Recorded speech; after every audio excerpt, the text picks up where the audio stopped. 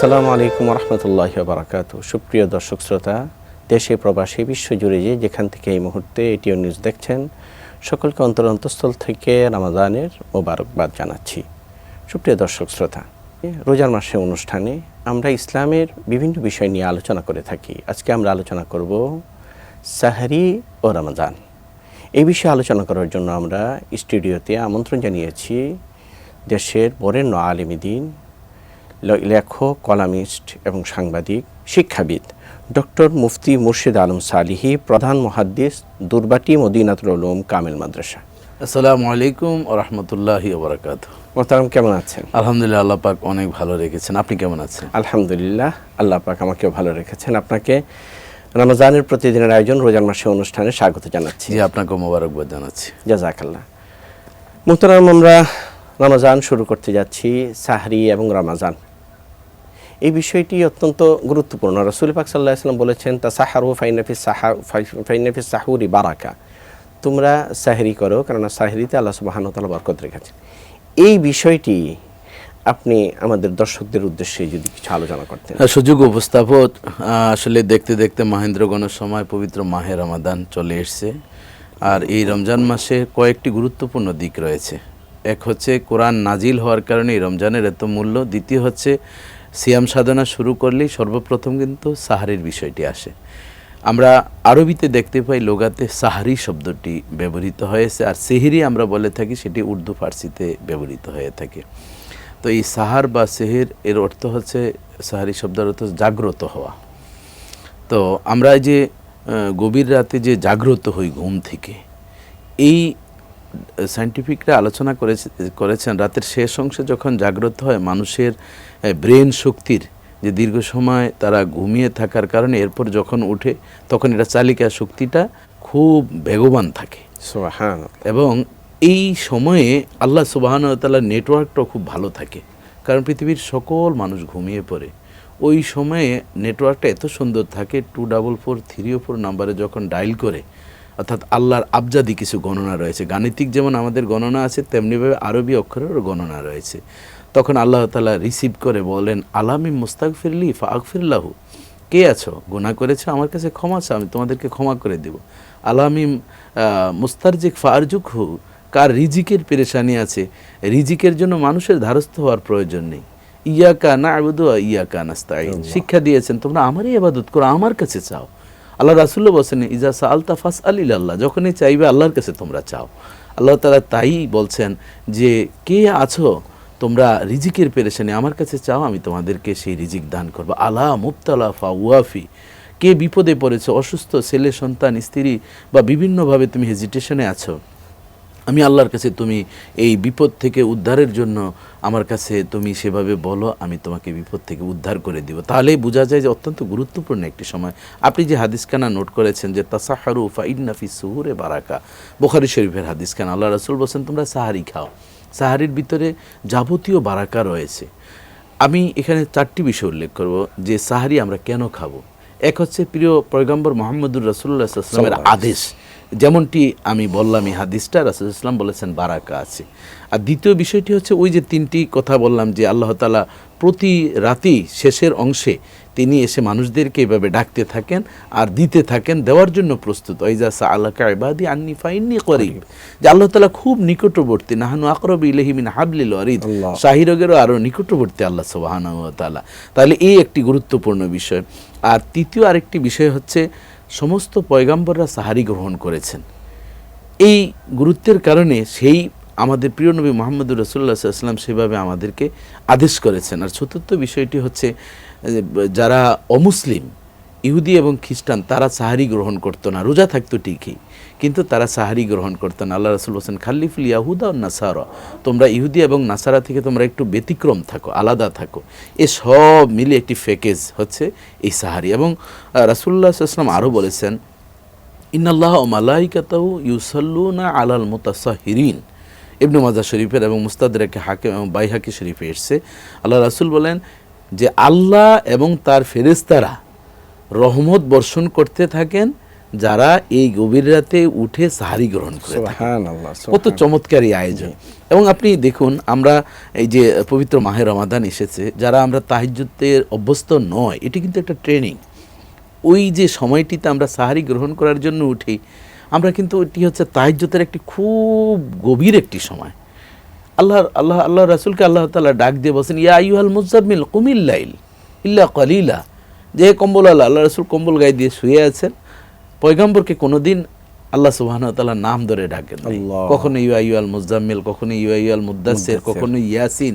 মানে আমার পয়গম্বরকে কত শান আল্লাহ সুবহানাহু ওয়া তাআলা দিয়েছেন। বলছেন কুমিল লাইলা ইল্লা কলিলা, আপনি জাগ্রত হয়ে যান রাতের কিছু সময় থাকতে। এভাবে অর্ধেকে অথবা এর চেয়ে কম বুঝিয়ে বুঝিয়ে বলছেন। তাহলে বোঝা যায় যে ওই সময়টা অত্যন্ত গুরুত্বপূর্ণ একটি সময়। আপনি অবশ্যই এই বিষয়ে অবগত আছেন, এবং দর্শকদের উদ্দেশ্যে আমি বলছি যে রাসূলুল্লাহ সাল্লাল্লাহু আলাইহি ওয়াসাল্লামকে মাকামে মাহমুদ উপহার দেওয়া হয়েছে কিন্তু এই তাহাজ্জুদের নামাজের মাধ্যমেই। এবং 5 ওয়াক্ত নামাজ ফরজ হওয়ার পূর্বে কিন্তু এই তাহাজ্জুদের নামাজই আমাদের পয়গম্বরের উপর ফরজ ছিল। কন্টিনিউ আল্লাহ রাসূল এই তাহাজ্জুদের নামাজ পড়তেন। আল্লাহ তাআলা সেই বিষয়টিও আমাদেরকে পয়গম্বরকে কিভাবে এই অফার দিয়েছেন মাকামে মাহমুদ, সে সম্পর্কে আল্লাহ তাআলা বলেন, অমিনাল লাইলি ফাতাহাজ্জাদ বিহি নাফিলাতাল লাক আসা আন ইয়াবআসাকা রাব্বুকা মাকামান মাহমুদা। আল্লাহু আকবার। যে আপনি রাতের একটি অংশে জাগ্রত হন, জাগ্রত হয়ে আপনি ইবাদত করুন, এটি নফল। এই নফল ইবাদতের মাধ্যমে রব্বুল আলামিন আপনাকে মাকামে মাহমুদ দান করবেন। অর্থাৎ আমার পয়গম্বরের নাম হচ্ছে মুহাম্মদ, মুহাম্মদ শব্দের অর্থই প্রশংসিত। তাহলে এই যে মাকামে মাহমুদ দান করবেন, সেটা প্রশংসার একটা সেন্টার। অর্থাৎ আল্লাহর সেন্টার হচ্ছে আরশে আজিম চেম্বার, আর আমার পয়গম্বরকে একটি চেম্বার দিয়েছেন, তার নাম হচ্ছে মাকামে মাহমুদ। মাকামে মাহমুদের কাজ হচ্ছে সেখানে সুপারিশ করবেন পয়গম্বর গুনাহগার উম্মতের জন্য। সময় হয়েছে একটা বিরতির পরে ইনশাআল্লাহ আবার আলোচনায় আপনারা আমাদের সঙ্গেই থাকবেন।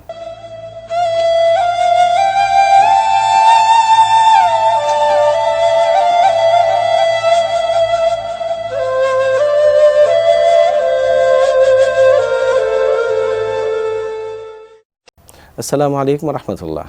বিরতির পর আপনাদের আবারও রোজার মাসে অনুষ্ঠানে স্বাগত জানাচ্ছি। মোহতারাম, আমরা আলোচনা করছিলাম যে আমরা সেহরি কীভাবে খাবো আমরা। তো সেহরির বিষয়টা আমরা অনেক সময় আছে যে আমরা সেহরিতে অনেক সময় সেহরি পার্টি আমরা করি। আজকাল মানে এলিট শ্রেণীর মধ্যে এই জিনিসটা খুব দেখা যাচ্ছে যে বিভিন্ন হোটেলে ওনারা সেহরির পার্টি করে থাকে। তো এটা আসলে ইসলামের সাথে কতটুকু যায়? সত্যিকারভাবে আপনি একটি মানে সম্প্রতি আমরা এই লক্ষ্য করছি। আগে ইফতার পার্টি ছিল, কিন্তু সাহারি পার্টি ছিল না। এখন সাহারি পার্টিটা এমন একটা মানে অনেকটা একটা বেহায়াপনার দিকে দিন দিন চলে যাচ্ছে। কারণ রাত্রে যখন যেখানে গ্যাদারিং করবে, তাহলে অবশ্যই তাদেরকে, অনেকে আছেন যে রাতটা তাদের সেখানে অবস্থান করেন আয়োজনে, ছেলে মেয়ে একসাথে এদের টুগেদারের কারণে দেখা যায় যে সওয়াবের যে বিষয়টি তার সেই গুনাহটাই বেশি হয়ে যায়। আপনার একটি বিষয় খেয়াল রাখতে হবে, ইবাদতটা হবে একমাত্র আল্লাহকে খুশি করার জন্য। কেমন? আল্লাহ তাআলা নিজেই বলছেন, ওমা উমিরু ইল্লা লিয়াবুদুল্লাহ মুখলিসিনা লাহুদ্দিন। আল্লাহ তাআলা বলেন, আমি তোমাদেরকে কোনো ইবাদতের এমন আদেশ দেই নাই যে ইবাদতের ভিতরে ইখলাস না থাকবে, অর্থাৎ একনিষ্ঠতা থাকতে হবে, লৌকিকতা নয়। যে আমি কাকে দেখাবো, বন্ধুরা মিলে খাচ্ছি, ঠিক আছে, ডিজে গান হচ্ছে সাহারির অনুষ্ঠানে, অবাক হয়ে যাবেন আপনি।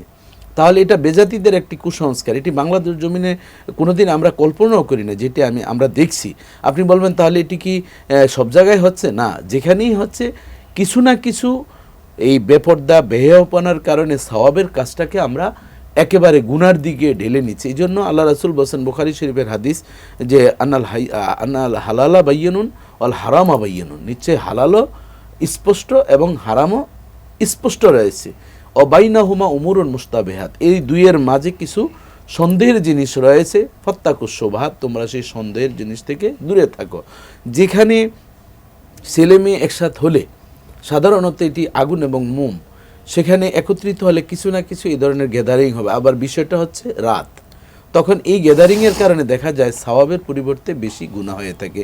এই জন্য উলামায়ে কেরাম ফতুয়া দিয়েছেন, এই সাহারির অনুষ্ঠান বেপর্দা বেহায়াপনার যদি এই ধরনের কোনো সম্ভাবনা থাকে, তাহলে এটি করা শরীয়ত সম্মত নয়।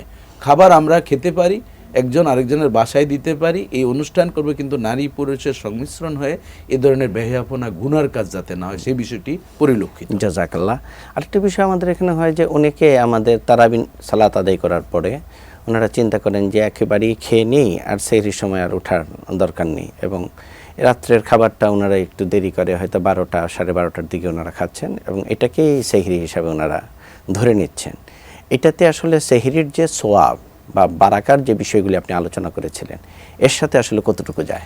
ধন্যবাদ। কিন্তু আমরা তো সাহারি শব্দের অর্থ হচ্ছে রাত জাগরণ করে, তাহলে আপনি তো রাত জাগরণ করলেন না, রাতটা জাগরণ আপনি শুরু থেকে জাগ্রত অবস্থায় আছেন। কিন্তু এই সাহারি শব্দের মূল মুফরাদাতুল লুগাতে আসছে ঘুমানোর পরে আবার জাগ্রত হওয়া, তাও রাতের শেষ অংশে। তাহলে তো আমরা অনেক সময় দেখা যায় কিছু জিনিস আছে নিজের মতন শরীয়তকে বানাতে চেষ্টা করি, এটি কিন্তু ইসলামী শরীয়তের বিধান। আল্লাহ রাসূল বলেছেন তুমি যখন একটু ঘুমিয়ে পড়বে তখন তোমার ব্রেন, মেধা, তারপর তোমার শারীরিক একটা সুস্থতা হবে। এরপর যখন জাগ্রত হবে তখন আবার সেই স্মৃতিশক্তি এবং তোমার কাজের গতিটাও কিন্তু একটা চমৎকার থাকবে। এই জন্য অজালান লাইলা লিবাসা, আল্লাহ তাআলা রাতটা দিয়েছেন পোশাকের মতন। পোশাক যেমন আমাদের সমস্ত আবরুকে আমাদের ঢেকে রাখে, তেমনিভাবে রাতটা মানুষকে ঘুমার জন্য দিয়েছে। ঘুম থেকে উঠার পরে সাহারি খাওয়া, এটা হচ্ছে নবীর সুন্নাহ। আমাদের বিষয় হয়ে যায় কি যে আমরা অনেক সময় আছে সেহরি করার জন্য হয়তো নিয়ত আছে, তো অনেক সময় আমাদের যে ইয়ং জেনারেশন তারা দেখা যায় যে তারা ওই ফেসবুক নিয়ে বা ইউটিউব নিয়ে, টুইটার নিয়ে এইভাবে বসে পড়েন। নামাজ পড়ে এসছেন, সালাত পড়ে এসছেন, সালাতুত তারাবি, তারপরে একেবারে সেহরি করে তারা দেখা যাচ্ছে হয়তো ঘুমোতে যাচ্ছেন। এর মধ্যে আবার অনেক সময় আছে যে সারা রাত জাগ্রত হওয়ার কারণে অনেকের ফজরের নামাজ আপনার কাজা হয়ে যায়, ফজর নামাজ পড়তে পারেন না। এই ইয়ং জেনারেশনের উদ্দেশ্যে আপনি কি বলবেন? ইয়াং জেনারেশন তো আসলে আল্লাহ রাসূল একসময় মক্কার মানুষদেরকে বলছেন, মক্কার বৃদ্ধরা আমাকে খুব কষ্ট দিয়েছে, কিন্তু যারা ইয়াং যুবক তারা আমাকে খুব উপকার করেছে, এই জন্য আমি যুবকদেরকে কখনো ভুলতে পারি না। আল্লাহ রাসূলও বলছেন যে সাবাতুন ইউযিল্লুহুমুল্লাহু ফি যিল্লি ইয়াওমা লা যিল্লা ইল্লা যিল্লুহু, যে 7 শ্রেণীর ব্যক্তিকে আল্লাহর আরশের ছায়াতলে আশ্রয় দিবেন হাসরের কঠিন ময়দানে বিচার হওয়ার আগেই। এর ভিতরে দ্বিতীয় রুল হচ্ছে শাবুন নাশাফি আবাদাতিল্লাহ, ওই যুবক যে তার যৌবনকালটা তার ইবাদতে কাটিয়েছে। এখন যুবকরা যদি সারা রাত ওই যে এটা একটা বাংলা উদাহরণ যে সারা রাত সোনাবানুর ফুতি শোনার পরে যাওয়ার সময় সকালবেলা বলতেছে সোনাবানু কি পুরুষ না মহিলা, তাহলে কতটুক মনোযোগ ছিল যে সোনাবানু বলার পর তো এমনিতেই বোঝা যায়, কিন্তু মনোযোগ না থাকার কারণে এখন ইবাদত করার জন্য সে সারা রাত সজাগ থাকলো, সাহারি খাবে, কিন্তু অথচ সে ফজরের নামাজ পড়লো না। তাহলে এটা হচ্ছে যে বিসমিল্লাহ মদ হাউজের মতন, যে মদের দোকানে বিসমিল্লাহ লেখলে এটা বৈধ হবে, এই ধরনের সুযোগ নেই। ইসলামের রোডম্যাপ অনুযায়ী চলতে হবে। আমরা যুবকদেরকে কনগ্রাচুলেশন জানাচ্ছি, তারা রোজা রাখার একটা আগ্রহ আছে, কিন্তু সেটা আল্লাহকে খুশি রেখে। সারা রাত ওয়াজ মাহফিল হচ্ছে, ফজরের নামাজে ঘুমাচ্ছে, একটার সময় ওয়াজ শুনে গিয়ে, তাহলে এই ওয়াজ এই দিনের কোনো ভালাই নেই। আবার অনেকে সাহারি গ্রহণ ছাড়াই রোজা রাখছেন, কিন্তু ওই যে নবীর সুন্নাহ সে আমল করলো না, সুন্নত থেকে সে বঞ্চিত হলো। রোজা হয়ে যাবে কিন্তু সেটা সুন্নাহ অনুযায়ী হচ্ছে না। অনুষ্ঠানের একেবারে শেষ পর্যায়ে আমরা চলে এসেছি। আগামী অনুষ্ঠানে আপনাদের সাথে আবার দেখা হবে। সে পর্যন্ত ভালো থাকবেন, সুস্থ থাকবেন। আল্লাহ হাফেজ। আসসালামু আলাইকুম ওয়া রাহমাতুল্লাহি ওয়া বারাকাতুহু।